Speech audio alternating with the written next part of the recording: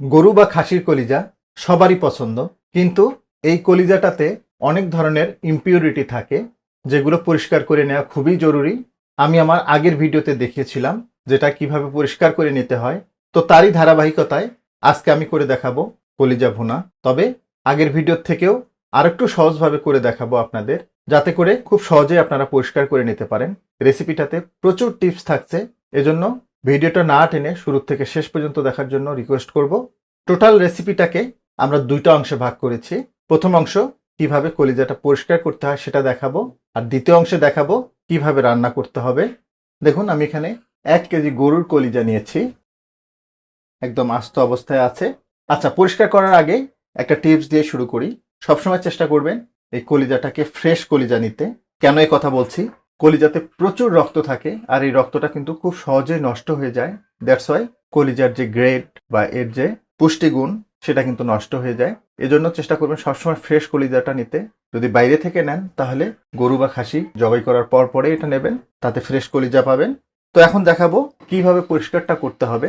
দেখুন, কলিজার উপরে একটা কিন্তু স্কিন বা একটা আবরণ থাকে। এই আবরণটা আমি আগের ভিডিওতে সিদ্ধ করে নেয়ার পরে আমি তুলে দেখিয়েছিলাম, কিন্তু এটাকে আগে উঠিয়ে নিলে আরও বেশ কিছু ফ্যাসিলিটিস পাবেন, যেগুলো আমি ভিডিওতে দেখাবো আপনাদের। এভাবে জাস্ট একটা আঙ্গুল ঢুকিয়ে দেবেন, দেখবেন যে খুব সহজেই উপরের স্কিনটা উঠে যাচ্ছে। দেখুন কত সহজে উঠে যাচ্ছে। দেখুন, আমি কিন্তু স্কিনটাকে আলাদা করে ফেললাম। আচ্ছা, এইবার একটু বলি, যদি বাজার থেকে ছোট সাইজের কলিজা কেনেন, দ্যাট মিন্স যদি টুকরো টুকরো হয়, সেই ক্ষেত্রে সিদ্ধ করেও আপনারা তুলে নিতে পারেন। তবে বড় অবস্থায় থাকলে এভাবে তুলে নেবেন, এতে বেশ কিছু ফ্যাসিলিটিস পাবেন, যেটা শুরুতেই বলছি আপনাদের। এখন যেটা করতে হবে, এটাকে আমরা একটু সাইজ করে কেটে নিব।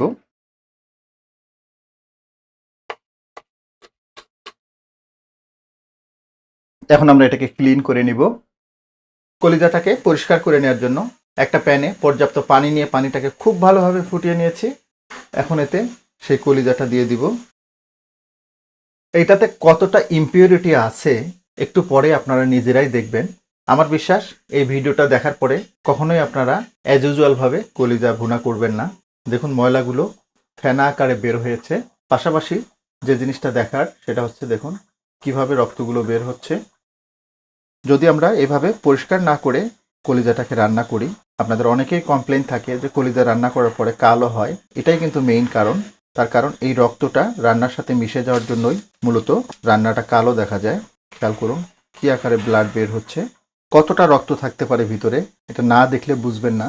দেখুন, কলিজাটাকে প্রায় 8-10 মিনিট আমি এভাবে জ্বালিয়ে নিলাম, আর কিন্তু কোনো ব্লাড আসছে না, নিজেরাই দেখছেন। তো এখন এটাকে উঠিয়ে নিব।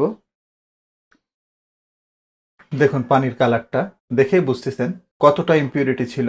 এভাবে কলিজা পরিষ্কার করে নিলে কলিজায় যে একটা ব্যাড স্মেল থাকে সেটাও কিন্তু চলে যায়। তখন এটাকে খুব ভালোভাবে ঠান্ডা করে ধুয়ে নিব, দেন এটা কেটে নিতে হবে। কলিজাগুলো ঠান্ডা করে ধুয়ে নিয়েছি আমি। এখন এগুলোকে কেটে নিতে হবে। কলিজাটা এমনভাবে কাটবেন যেন এটা ছোট না হয় আবার বড় না হয়। বড় হলে এতে কিন্তু মশলাগুলো কম ঢুকবে। দেখুন, শুরুতে যেটা আমি বলছিলাম আপনাদের, যে এর উপরের স্কিনটা আমরা উঠিয়ে নিলে বেশ কিছু ফ্যাসিলিটিস পাবো। এর ভিতরে প্রথমটা হচ্ছে, দেখুন এটা যখন আমরা পরিষ্কার করে নিয়েছি, এর নিচে যে ইমপিউরিটিগুলো ছিল, ব্লাডগুলো ছিল, সেগুলো খুব ভালোভাবে বের হয়ে গেছে। পাশাপাশি এটা যখন রান্না করা হয় তখন স্কিন সহ যখন শ্রিঙ্ক হয়, দ্যাট মিন্স কুচকায় আসে, তখন কিন্তু ওই স্কিনটার জন্য ভালোভাবে মশলাগুলো কলিজাতে প্রবেশ করে না। পাশাপাশি এর যে জুসিনেসটা সেটাও কিন্তু অনেকটাই কমে যায়। দেখুন, সবগুলো কলিজা কেটে নিলাম। এখন এগুলোকে খুব ভালোভাবে ধুয়ে নিতে হবে, দেন আমরা রান্নায় চলে যাব। এখন চলে আসলাম আমরা মূল রেসিপিতে। চলে একটা প্যান গরম করে নিয়েছি, 50 ml মতো রান্নার তেল দিয়ে দিব। তেলটা গরম হয়ে গেছে, 2 টুকরো দারুচিনি দিচ্ছি, হাফ চা চামচ গোলমরিচ দিচ্ছি, দিচ্ছি 4টে এলাচ, একটা কালো এলাচ, 4টে লবঙ্গ এবং একটা তেজপাতা।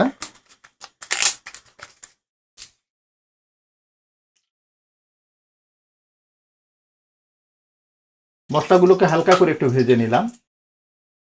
1 কাপ পেঁয়াজ কুচানো দিয়ে দিলাম। পেঁয়াজগুলোর কালারটা হালকা পরিবর্তন হয়ে আসছে, দেখুন। এখন এখানে 1 টেবিল চামচ আদা বাটা দিচ্ছি, 1 টেবিল চামচ রসুন বাটা। আদা রসুনের কাঁচা গন্ধটা চলে যাওয়া পর্যন্ত এগুলোকে একটু ভেজে নিলাম।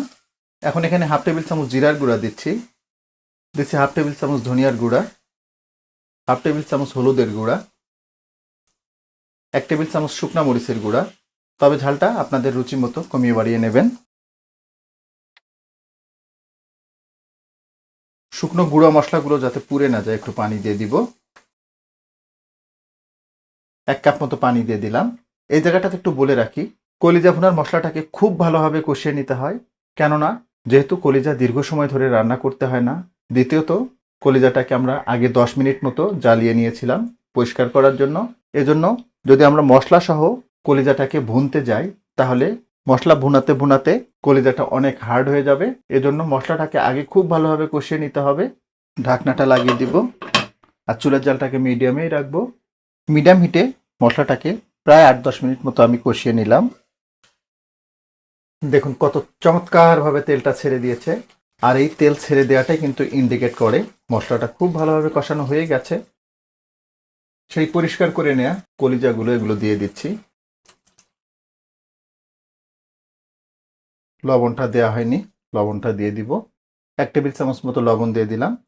তবে লবণটা আপনারা আপনাদের রুচি মতো কমিয়ে বাড়িয়ে নেবেন। সবারই কিন্তু একটা এক্সপিরিয়েন্স আছে যে কলিজা রান্না করলে এটা কালারটা কালো হয়ে যায়। আমি কলিজাটা পরিষ্কারের সময় সেটা ব্যাখ্যা করেছিলাম কালো হওয়ার কারণ। যখন কলিজা থেকে রক্তটা তরকারিতে ছেড়ে দেয় তখন কিন্তু এই কালো কালারটা আসে।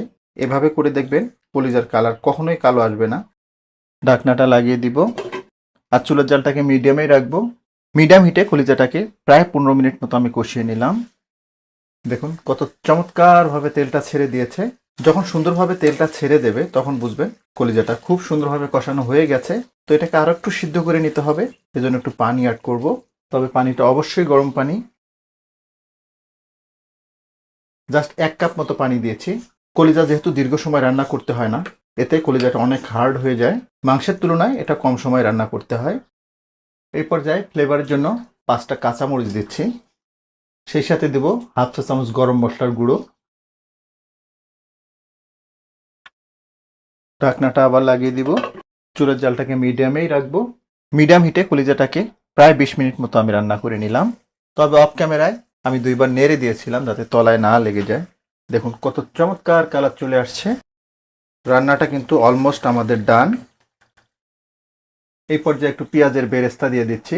বেরেস্তাটা দিলে কলিজার যে অবশিষ্ট স্মেলটুকু সেটুকু চলে যাবে, পাশাপাশি সুন্দর একটা ফ্লেভার অ্যাড করবে, সাথে রান্নার কালারটা আরো চমৎকার আসবে। ঢাকনাটা আবার একটু লাগিয়ে দিব আর চুলার জালটাকে একদম লো করে দিব। আর একদম লো হিটে কলিজাটাকে জাস্ট 3 থেকে 4 মিনিট আমরা দমে রাখবো। একদম লো হিটে কলিজাটাকে 3-4 মিনিট মতো দমে রেখেছিলাম। দেখুন লুকটা, এর লুকটাই বলে দিচ্ছে এটা কতটা স্বাদের হবে। গরম গরম ভাত সাথে এরকম কলিজা ভুনা, জাস্ট একবার গেস করে দেখুন কোন লেভেলের খাওয়াটা হবে। দেখুন লুকটা কতটা অসাম লুক। আর যেমনটা বলছিলাম দেখুন যে নর্মালি কলিজা রান্না করলে এটা কিন্তু কালো হয়ে যায়। দেখুন পরিষ্কার করে নেওয়ার জন্য কলিজাটাতে এক ছিটা ফোঁটা কালো ভাব চলে আসেনি। এই কোরবানি ঈদে এভাবে কলিজা ভুনা করবেন, অনেস্টলি বলছি ফ্যামিলির সবাই এতটাই মজা করে খাবে আপনার দেখতেই ভালো লাগবে। যাই হোক, আশা করব এই কোরবানির ঈদে এভাবে কলিজা ভুনাটা করবেন। তবে অবশ্যই তার আগে আমার নিয়মে পরিষ্কার করে নেবেন। তো আজকে এ পর্যন্তই। সবাই অনেক ভালো থাকবেন, সুস্থ থাকবেন, নিরাপদ থাকবেন। আল্লাহ হাফেজ।